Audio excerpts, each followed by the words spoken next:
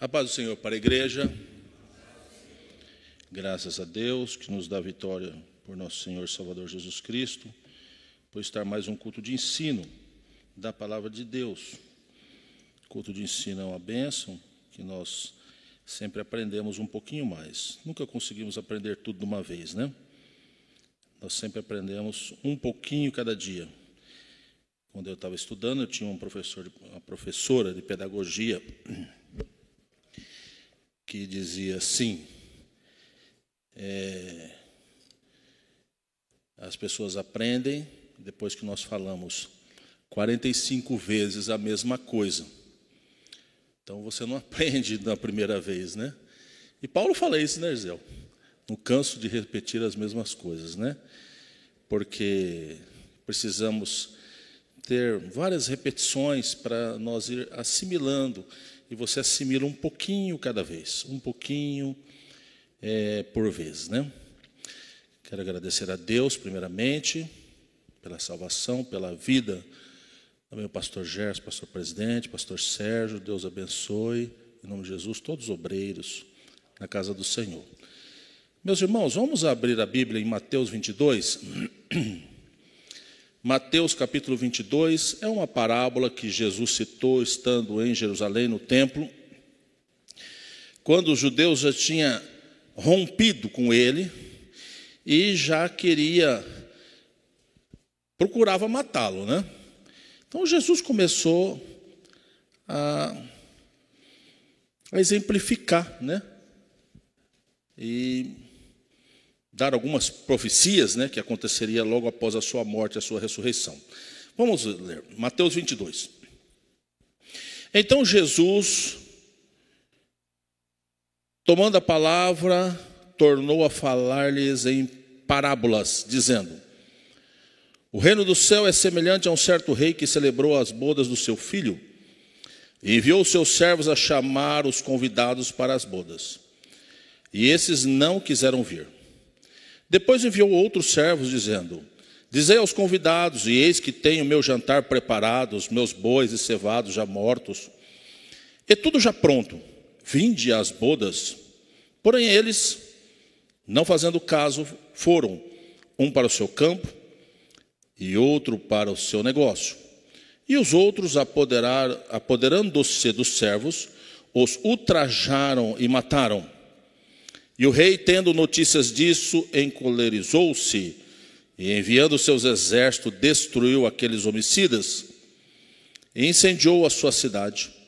Então disse aos servos: as bodas, na verdade, estão preparadas, mas os convidados não eram dignos. Ide, pois, à saída dos caminhos e convidais para as bodas todos os que encontrardes. E os servos, saindo pelos caminhos, ajuntaram todos quantos encontraram, tantos maus como bons, e a festa nupcial ficou cheia de convidados. E o rei, entrando para ver os convidados, viu ali um homem que não estava trajando com a veste nupcial. E disse-lhe: amigo, como entraste aqui, não tendo vestes nupcial?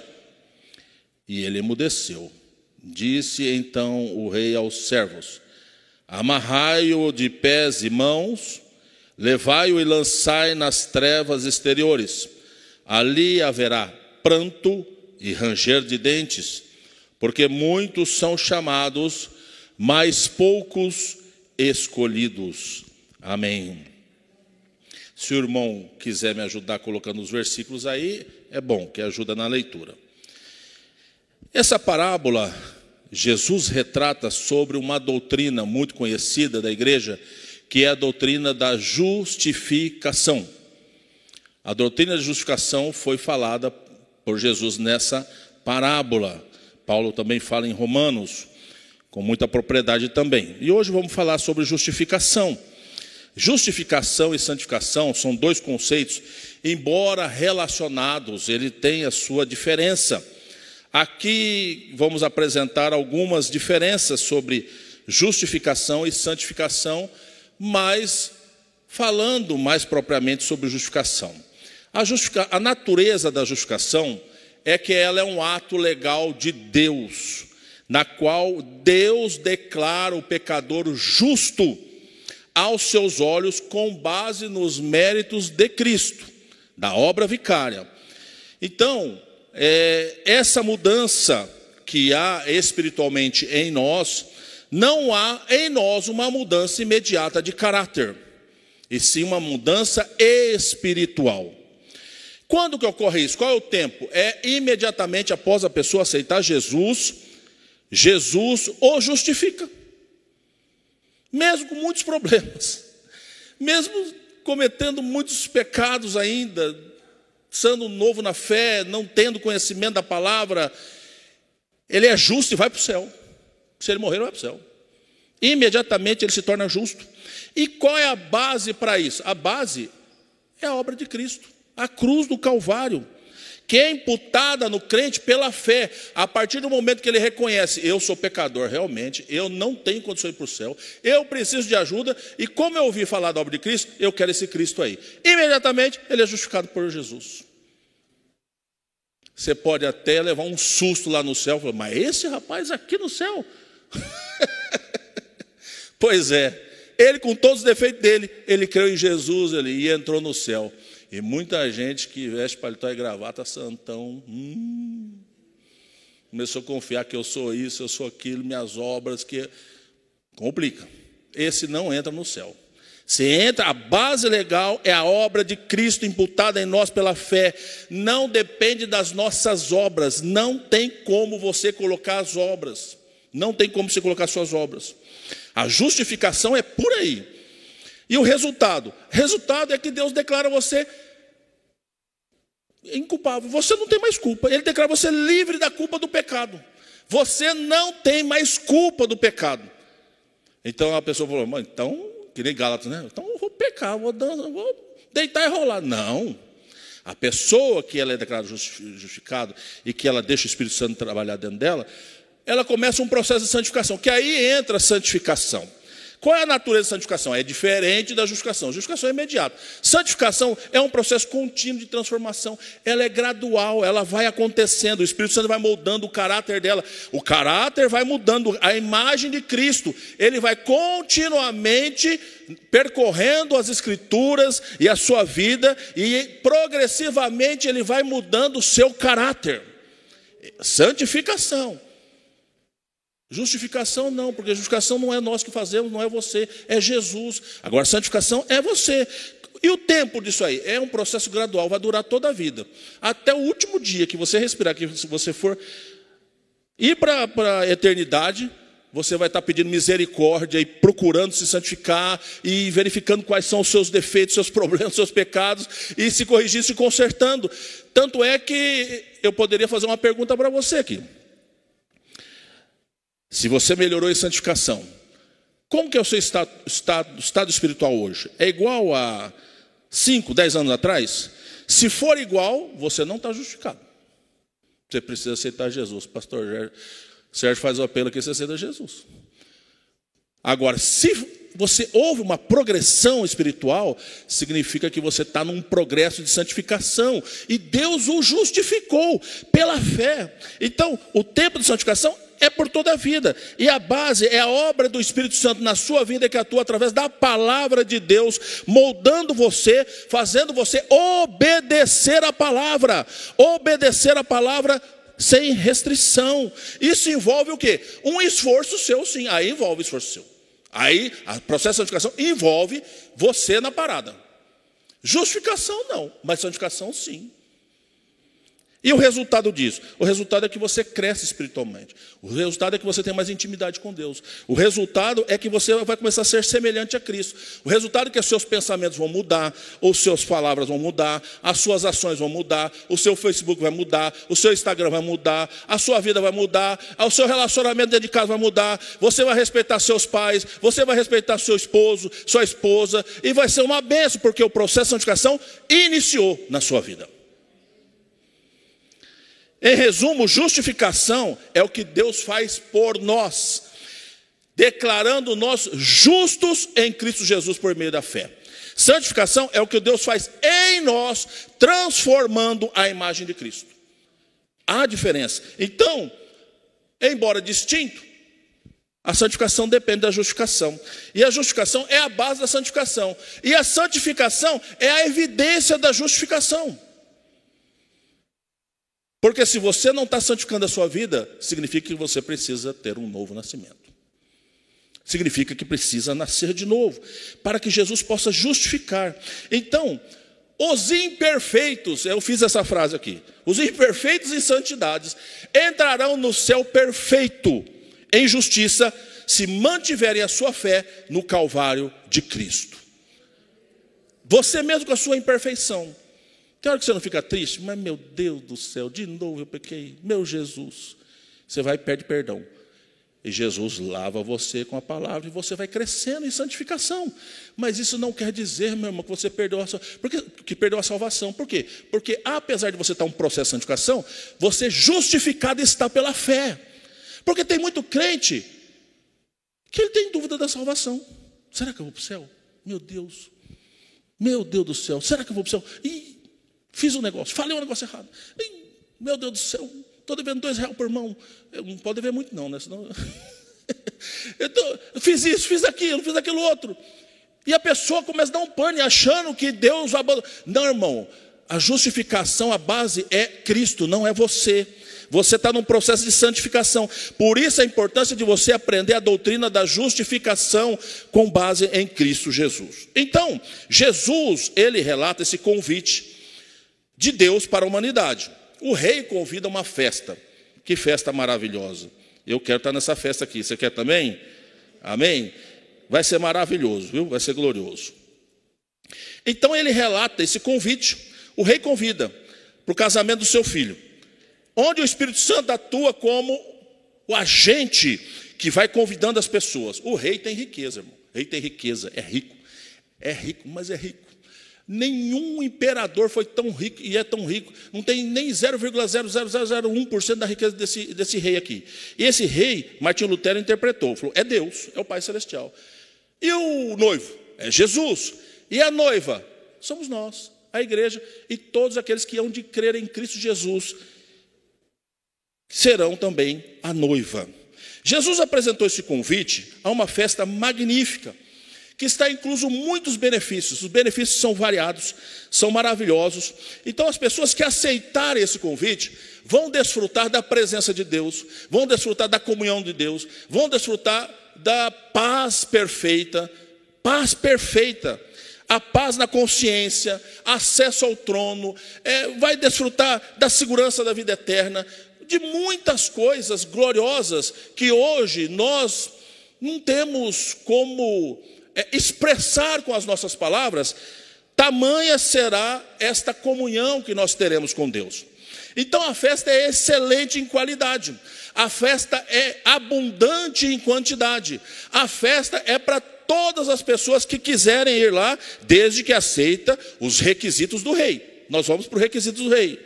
A variedade das características de tudo que há lá, nunca houve nenhuma festa de casamento de qualquer imperador na história da humanidade. Vai ser a maior festa da história da existência, não é do homem, é da galáxia. Não existe outra festa maravilhosa. O que espera a igreja no céu é algo maravilhoso, magnífico, sublime. É uma coisa que falta a palavra para poder expressar a abundante glória que veremos lá nos céus. Esse convite é um convite de misericórdia. Deus nos deu, toma um convite de misericórdia.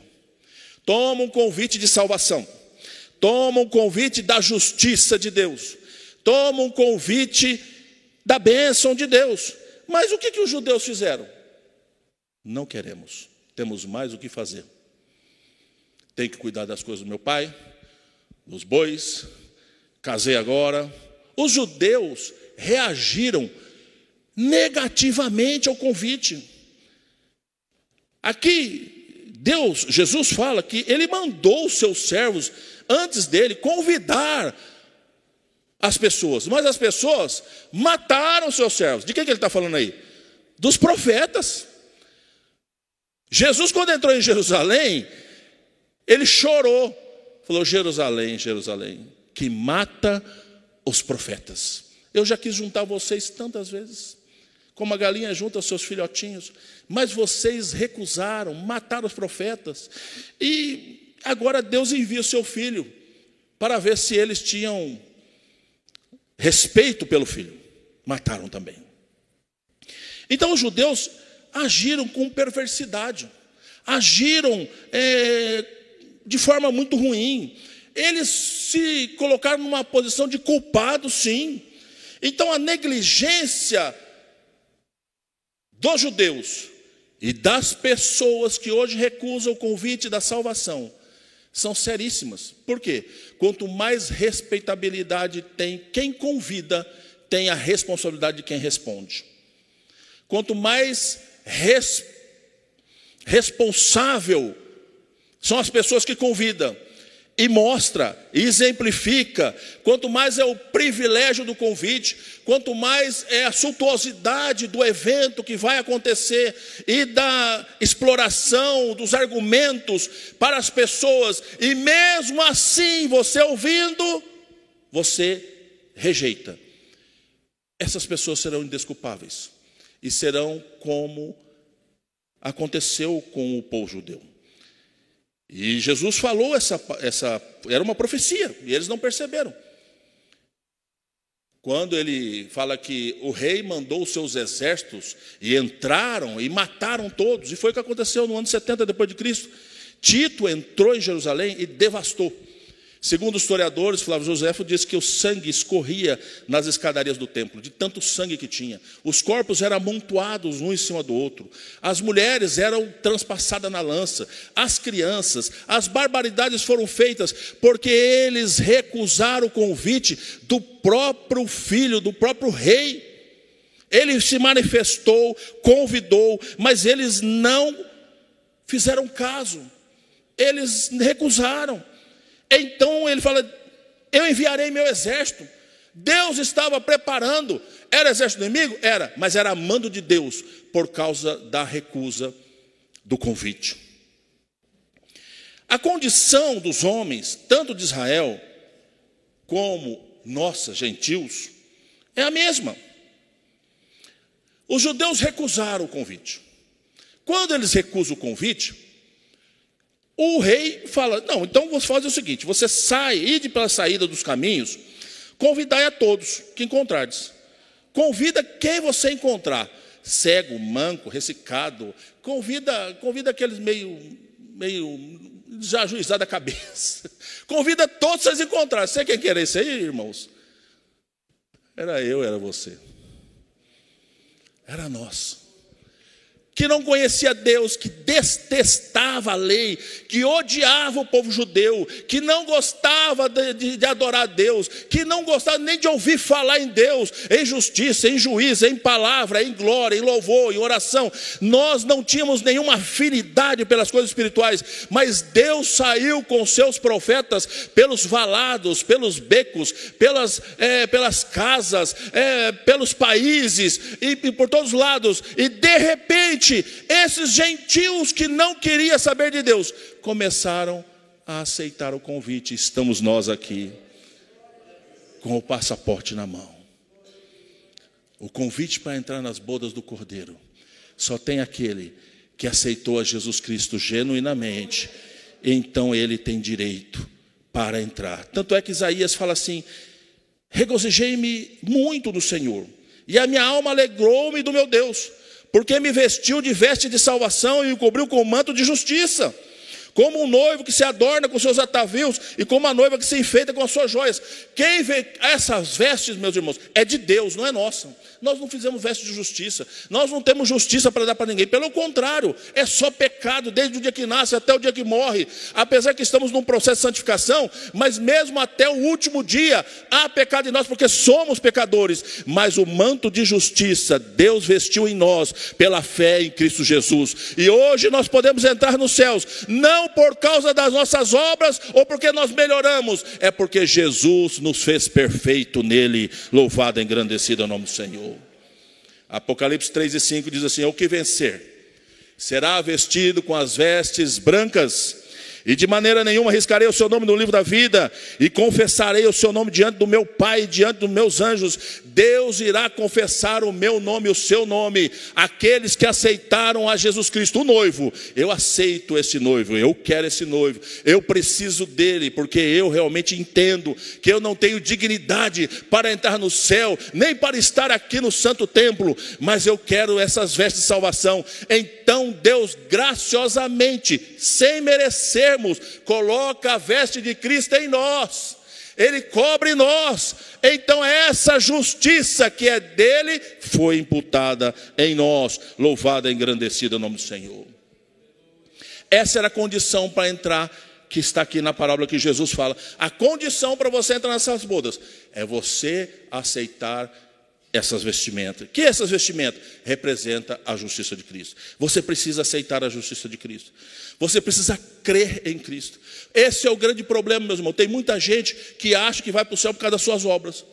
Não, mas se você não fizer isso, se você não fizer aquilo. Não, mas se você... É lógico que nós temos que melhorar, não há dúvida, porque a justificação é a base da santificação, não tenha dúvida. E a santificação revela se nós somos justificados. Mas não é você, na realidade, cumprir dogmas e rituais que revela que você é salvo. Você será salvo por causa da sua fé. Só, é fácil assim, é só, irmão. Não tem jeito, porque as suas obras de justiça são como trapo de imundícia. Por mais uma obra que você acha que é justo, eu vou fazer um trabalho para o Senhor, eu vou fazer aquilo para o Senhor, pois eu vou dizer para você, esse trabalho seu não está bom, poderia ser muito melhor. Está imperfeito, muito imperfeito. Ele só é aperfeiçoado quando você veste a justiça de Cristo. Cristo te justifica e Cristo te aperfeiçoa diante de Deus. Fora isso é impossível você se apresentar diante de Deus. Não tem como. Por isso que nós precisamos entender Romanos 8:1. Portanto agora, nenhuma condenação. Para quem? Para quem? Para quem está em Cristo, que não andam segundo a carne, porque quem está em Cristo, ele não quer andar na carne. Quem está em Cristo, ele quer andar onde? Ele quer andar em espírito. Ele quer melhorar a sua vida espiritual, ele quer condicionar melhor. Então ele vai procurar adorar mais, ele vai procurar orar mais, ele vai procurar jejuar mais, ele vai procurar respeitar os seus pais mais, ele vai procurar respeitar os seus filhos mais, ele vai procurar santificar a sua vida, não porque ele quer ser salvo por causa das suas obras, é porque ele recebeu a salvação em Cristo, é porque ele entendeu que agora eu sou justo não é por causa das minhas obras, eu preciso espelhar a glória de Cristo, eu preciso espelhar a obra de Cristo, e Deus precisa se manifestar no mundo através das minhas obras. Louvado e engrandecido o nome do Senhor. Romanos 5:1 e 2.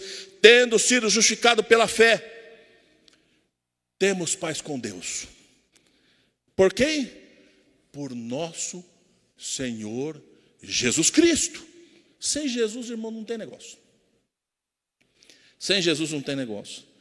Pela qual também temos entrada pela fé a esta graça, na qual estamos firmes e nos gloriamos na esperança da glória de Deus. Essa justificação, ela te impulsiona numa perseverança que é a paciência vitoriosa. Todos que são justificados, eles são perseverantes. Caiu, levanta. Pecou, pede perdão. Segue, persevera, não desista. É perseverança, é a paciência vitoriosa, é a paciência que vai te levar à vitória. Apesar de todos os problemas, eu creio em Cristo. Apesar de todas as dificuldades, eu creio em Cristo. Apesar de todos nãos, eu creio em Cristo. Apesar de todos os pecados, eu creio em Cristo. E essa paciência vai chegar a você num lugar de vitória, porque quem dá a vitória para você não é você mesmo, é Deus através de Cristo Jesus. Louvado e engrandecido o nome do Senhor. Os convidados eram pobres e são pobres, pobres em justiça, pobres em santidade, pobres em atos, pobres em obras. As nossas obras, meus irmãos, oh meu Deus, a Bíblia diz que nós julgaremos os anjos que estão no céu, que são santos. Imagine nós que estamos na terra. As nossas obras são falhas, muito falhas. Por isso, nunca queira apresentar uma santidade aonde você não tem uma porta de misericórdia. Não queira apresentar uma justiça onde você não tem um Cristo que perdoe, que justifica. Não apresente algo para o pecador aonde só tem a cruz. Não, tem a cruz, sim, mas tem o pagamento dos meus pecados, o sangue vertido na cruz do Calvário, tem a ressurreição de Cristo, e tem um Deus lá no céu, que é Cristo Jesus, que está mediando o meu pecado, o seu pecado, a nossa vida diante de Deus, até o dia que nós chegarmos lá, e Ele vai declararmos para mim e para você: você é santo, não por causa da sua obra, mas porque você creu no meu Filho Jesus Cristo. Justificação é uma declaração legal, não é obra sua. Por isso, você não tem que ter medo da morte. Você não tem que ter medo, será que eu vou para o céu ou vou para o inferno? Se você não crê em Cristo, aceite Jesus hoje. Se você crê em Cristo, para com essa conversa. Você está justificado. A justificação é uma obra fora de nós. O rei sabia que nós não tínhamos condição, não tem veste, é pobre, é miserável. Ele acha que é alguma coisa, mas não é não. Ele acha que ele é bom, não é, eu sei que não é. Então ele preparou essas vestes para nós, irmão, antecipadamente, porque ele sabia, você tenta, quando você chega lá na frente, você diz: meu Deus do céu, errei, volta de novo. E meu Deus, e a justificação é essa, que ela pagou os seus pecados no passado, pagou os seus pecados do presente, e já colocou um crédito na sua conta para o seu futuro, porque Ele sabe que você é pecador e você necessita dEle. O que você precisa fazer é entender que você é incapaz. Ele já preparou isso, sabendo antecipadamente da nossa incapacidade de justiça plena. Justiça plena é só Jesus. E a compatibilidade para você entrar nessa cerimônia tem que ser santo 100%.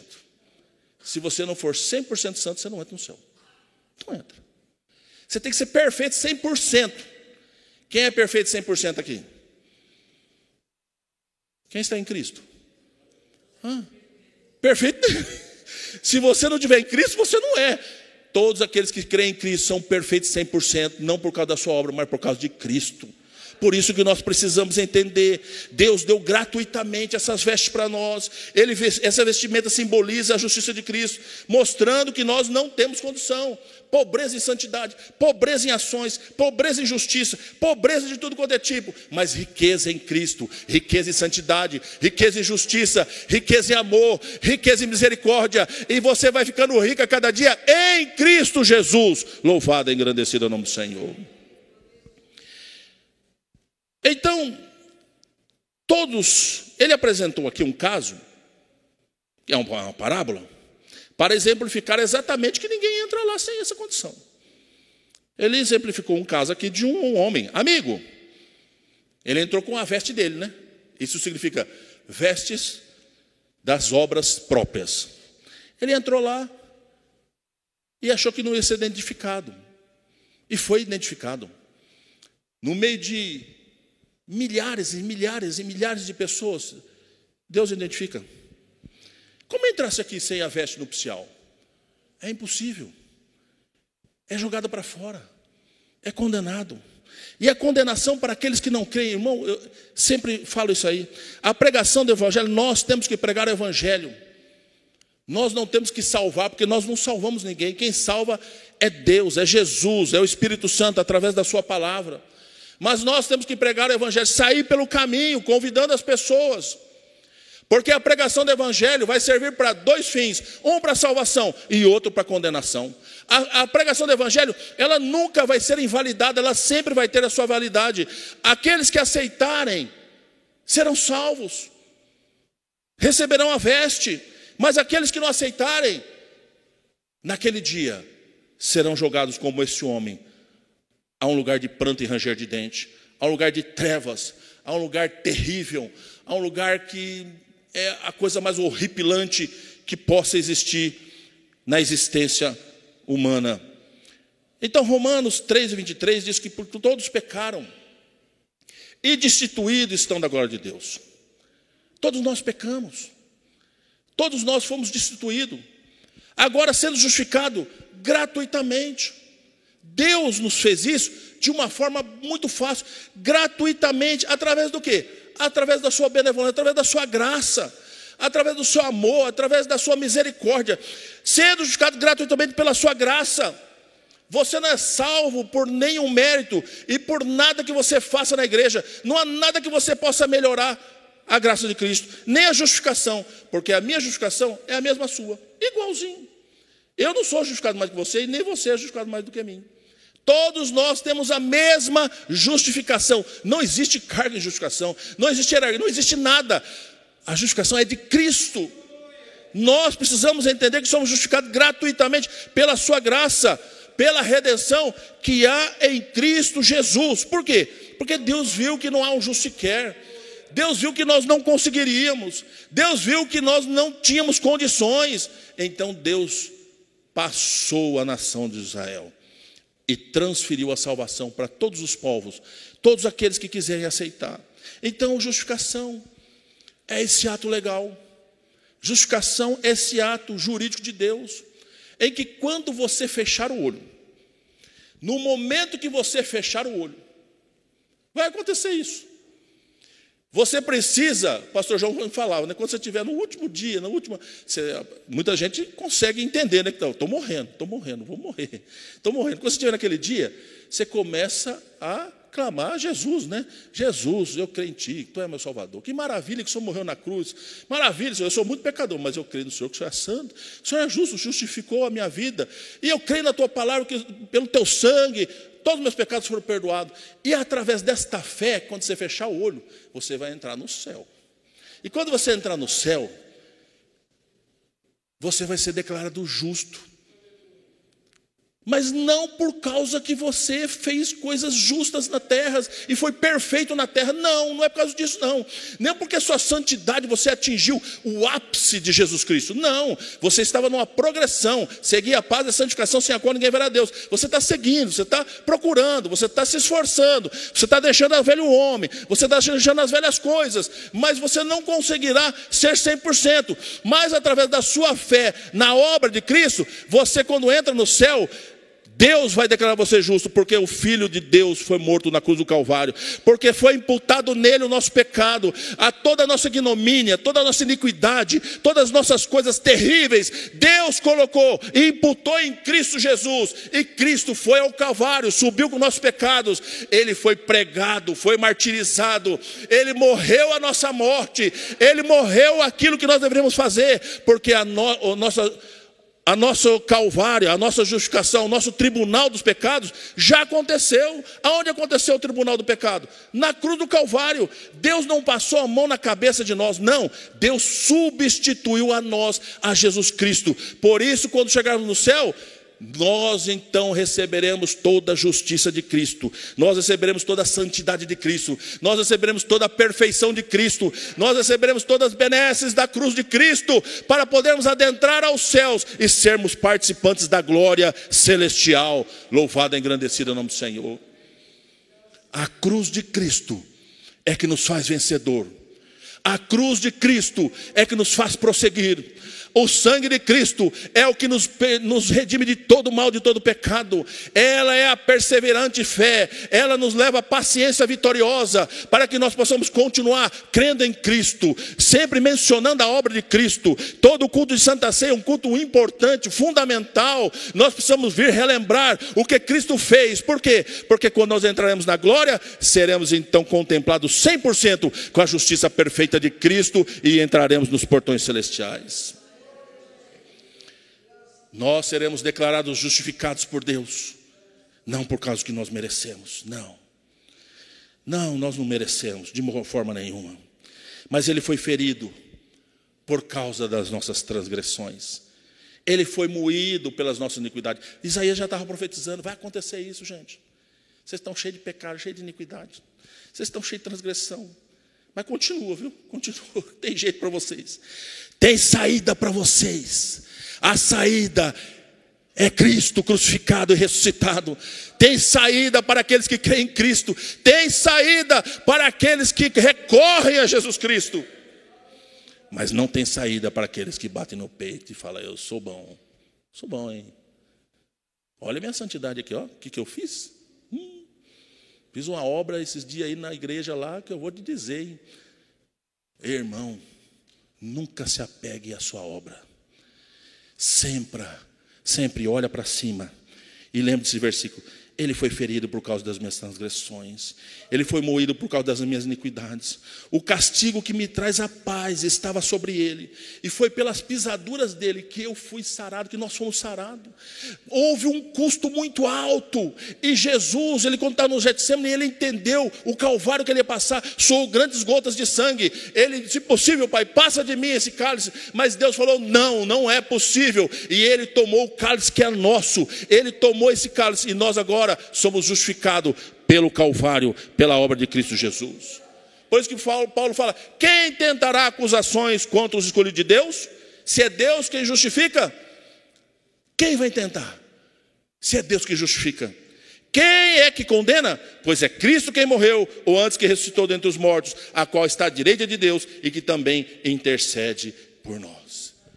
Nesse momento, no dia de hoje, tenho certeza que nós todos pecamos e muito. Alguns mais que os outros, mas pecamos.